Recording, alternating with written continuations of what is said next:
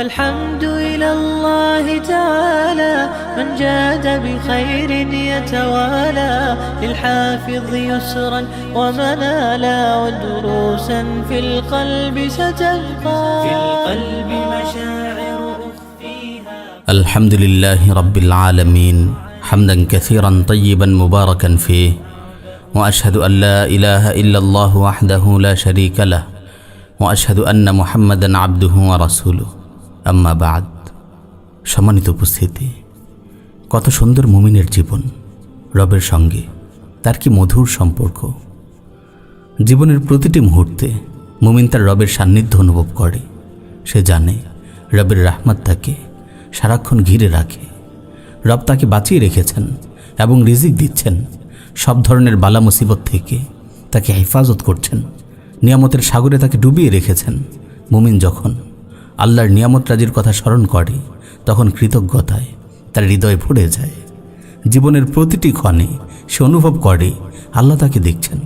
তাই সে বড় আদব ও বিনয়ের সঙ্গে দিন যাপন করে। আল্লাহকে প্রাণ ভরে ভালোবাসে। তার নাফরমানি থেকে যতটা সম্ভব দূরে থাকে। আল্লাহর সব হুকুম আহকাম মেনে চলে। সর্বদা আল্লাহর জিকির ও ফিকিরে মশগুল থাকে। আল্লাহর স্মরণ করে সে অন্তরে অপার্থিব সুখ ও তৃপ্তি লাভ করে। আল্লাহ তাআলা বলেন, আল্লাযীনা আমানু ওয়া তাতমাইন্নু কুলুবুহুম বিযিকরিল্লাহ আলা বিযিকরিল্লাহি তাতমাইন্নুল কুলুব। যারা ঈমান আনে এবং আল্লাহর স্মরণে যাদের হৃদয় পরিতৃপ্ত হয়, জেনে রাখো আল্লাহর স্মরণেই হৃদয় প্রশান্ত হয়। সহিহ বুখারীতে বর্ণিত হয়েছে, রাসূল সাল্লাল্লাহু আলাইহি ওয়াসাল্লাম ইরশাদ করেন, ইয়াকুলুল্লাহু তাআলা আনা ইনদা যান্নি আবদি বি ওয়া আনা মাআহু ইযা যাকারানি ফাইন যাকারানি ফি নাফসি যাকারতুহু ফি নাফসি ওয়া ইন যাকারানি ফি মালাইন যাকারতুহু ফি মালাইন খায়রিন মিনহুম ওয়া ইন তাকাররাবা ইলাইয়া বিশিবরিন তাকাররাবতু ইলাইহি যিরাআন ওয়া ইন তাকাররাবা ইলাইয়া যিরাআন তাকাররাবতু ইলাইহি বাআন ওয়া ইন আতানি ইয়ামশি আতাইতুহু হারওয়ালা। আল্লাহ তাআলা বলেন, আমার বান্দা যেরূপ ধারণা রাখে আমিও তার সঙ্গে সেরূপ আচরণ করি। সে যখন আমার জিকির করে আমি তার সঙ্গে থাকি। সে যখন একাকী মনে মনে আমাকে স্মরণ করে আমিও তাকে মনে মনে স্মরণ করি। সে যখন কোনো মজলিসে আমাকে স্মরণ করে আমি তার চেয়ে উত্তম মজলিসে তাকে স্মরণ করি। সে যদি আমার দিকে এক বিঘত অগ্রসর হয় আমি তার দিকে এক হাত অগ্রসর হই। সে আমার দিকে এক হাত অগ্রসর হলে আমি তার দিকে দুহাত অগ্রসর হই। সে আমার দিকে হেঁটে আসলে আমি তার দিকে দৌড়ে যাই। প্রিয় ভাই, সত্যি মুমিনের সুখময় জীবনের কোনো তুলনা হয় না। সে যখন সুখে থাকে তখনও সে আল্লাহর সান্নিধ্যে দিন যাপন করে, আল্লাহকে স্মরণ করে, তার শুকর আদায় করে, তাকে ভালোবাসে, তাকে স্মরণ করে অন্তরে পুলক অনুভব করে। আর যখন সে মুসিবতে পড়ে তখনও সে আল্লাহর সাহচর্যেই দিন কাটায়। সে আল্লাহর ফয়সালায় সন্তুষ্ট চিত্তে মেনে নেয়, পরম আনন্দে সবর করে এবং এই কষ্টের বিনিময়ে রবের কাছে সওয়াব ও পুরস্কারের আশা রাখে। সে যখন একা থাকে তখন অনেক খুশি হয়, কারণ তখন সে আল্লাহকে স্মরণ করার সুযোগ পায়। মুমিনের সঙ্গে আল্লাহর মধুর সম্পর্কের ব্যাপারে বকর মুজানি রাহিমাহুল্লাহ বলেন, হে আদম সন্তান, তোমার মতো ভাগ্যবান আর কে আছে?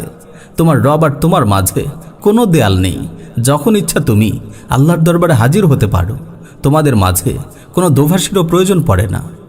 আমাদের মহান সালাফগণ সব সময় আল্লাহর সান্নিধ্য অনুভব করে অন্তরে পরম স্বস্তি ও শান্তি অনুভব করতেন। জীবনের প্রতিটি মুহূর্ত তারা আল্লাহর সান্নিধ্যে কাটাতেন। মালিক বিন মিগওয়াল রাহিমাহুল্লাহ একবার একাকী ঘরে বসেছিলেন। লোকেরা তাকে জিজ্ঞেস করল, আপনি একাকিত্ব বোধ করছেন না? তিনি বললেন, আল্লাহর সঙ্গে থাকলে কি কেউ একাকিত্ব বোধ করে? হাবিব আবু মুহাম্মদ রাহিমাহুল্লাহ নির্জন ঘরে বসে বলতেন, হে আমার রব, তোমার সান্নিধ্যে যার চোখ জুড়ায় না তার চোখ কখনো শীতল হবে না। তোমার সাহচর্যে যে স্বস্তি বোধ করে না সে কোথাও স্বস্তি পাবে না। মুসলিম বিন ইয়াসার রাহিমাহুল্লাহ বলেন, আল্লাহর দরবারে একান্ত মুনাজাতে যে স্বাদ পাওয়া যায় তার কোথাও পাওয়া যায় না। ইব্রাহিম বিন আদহাম রাহিমাহুল্লাহ কত সুন্দরী না বলেছেন, আল্লাহর সঙ্গে ঘনিষ্ঠতার উচ্চতর স্তর হলো তুমি সব কিছু থেকে বিচ্ছিন্ন হয়ে আল্লাহর সান্নিধ্যে চলে যাবে। তোমার কল্ব, আকল ও সব অঙ্গ প্রত্যঙ্গ তার প্রতি নিবেদিত হবে। ফলে তুমি শুধু আল্লাহকেই চাইবে, তোমার অন্তরে কেবল তার গুনাহের ভয় থাকবে, তোমার হৃদয়ে আল্লাহর প্রগাঢ় ভালোবাসা থাকবে। কোনো কিছুকেই তুমি আল্লাহর উপর প্রাধান্য দেবে না। যদি তোমার অবস্থা এমন হয়, তাহলে তুমি জলে থাকো বা স্থলে থাকো, সমতলে থাকো বা পাহাড়ে থাকো, কোনো কিছুকেই তোমার পরোয়া করার দরকার নেই। তৃষ্ণাকাতর মানুষ যেমন পানির খোঁজ করে এবং ক্ষুধার্ত ব্যক্তি যেমন খাবারের প্রতীক্ষায় বসে থাকে, ঠিক তেমনিভাবে তুমি প্রিয়তম প্রভুর সাক্ষাৎ লাভের জন্য অধীর ও বেচাইন হয়ে উঠবে। আল্লাহর স্মরণ তোমার কাছে মধুর চেয়েও মিষ্ট মনে হবে।